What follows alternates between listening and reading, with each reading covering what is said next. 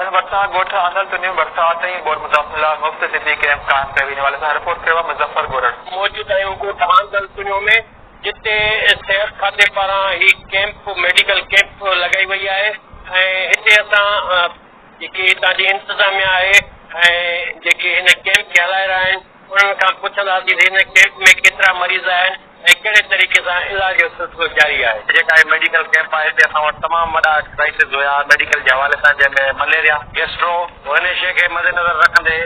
बरसाति खां वठी इहो सिलसिलो असां वटि हलंदड़ आहे हिते छो त तमामु घणा डैमेजिस असां वटि बरसाति थिया आहिनि फ्लड खां वधीक हुन करे सराउंडिंग में तव्हां पाण ॾिसी सघो था हिते असां वटि पाणी हिमल ताईं बीठल आहे पके ते हुजे या कचे साइड ते हुन करे हिते मलेरिया जा तमामु घणा केसिस असां वटि हुया अल्हम्दुलिल्लाह DHO साहब जे तावन सां कुझु असांजो पंहिंजो माली साकार करे कुझु प्राइवेट दवाऊं प्रोफेशनल नमूने सां हेल्थ सिस्टम खे मॉनिटरिंग लाइ निगहदाश्त लाइ हिकिड़ी टीम ठाही आहे जंहिंजो मिसाल अॻु में हूंदो हो एतिरी इफेक्टिव न हुई। हाणे सॼी सिंध में मैडम अज़रा बेगू साहिबा ऐं सेक्रेटरी हेल्थ जे तरफ़ खां सॼी सिंध में हर डिस्ट्रिक्ट ते मॉनिटर्स रखियल आहिनि त तव्हां वञी कैंपूं विज़िट कयो। रेन जो सिस्टम हलियो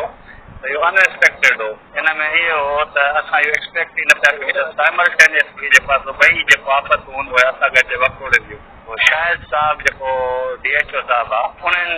जे आर्डर्स ते DG जे आर्डर्स ते असां चयोसीं त पंहिंजे जेके मारवाड़ा आहिनि बहुत मुतासिर आहिनि छो त असां वटि हिते बहुत खां पोइ वाटर बॉर्न डिज़ीज़ जेके चइबो आहे जंहिंमें मलेरिया थी वई गैस्ट्रो थी वियो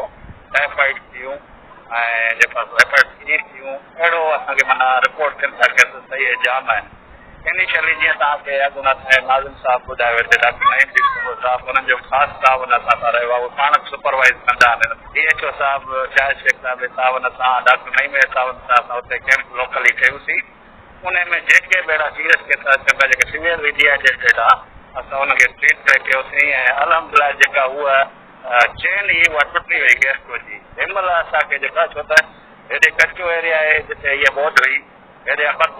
पके ते पाणी घणो हिते मच्छरनि जो आज़ार घणो थी वियो जंहिंजे करे मलेरिया जाम आई अल्हम्दुलिल्लाह उन ते हिन महिल असां काफ़ी कंट्रोल कयो आहे। जेके उमेदवारी वारियूं मायूं आहिनि उन्हनि जो अल्ट्रासाउंड कराइण ॿियूं बि कुझु हुयूं जेके पेट जी बीमारियुनि सां उहे उन्हनि जा बि आहिनि काफ़ी तक़रीबन 50 खां 70 ताईं अल्ट्रासाउंड असांजा थी विया आहिनि। अॼुकल्ह डायरिया वधीक स्किन जी इंफेक्शन वग़ैरह उहे वधीक तक़रीबन हिननि खे मां मेडिसन बि ॾिनी आहे अल्ट्रासाउंड बि ॾिया आहिनि 100 ताईं थी वेंदा टोटल जेके फीवर डायरिया इनके घना पेशेंट आए मलेरिया खाद्य खुराक जैसा था थोड़ा बड़ा भी जैसा था यहाँ के मतलब फ्लड जैसा था मानव जी गरीबत थी भैया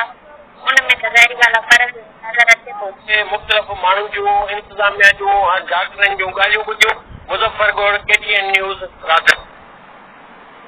नाज़रीन जाम साहब ने बरसात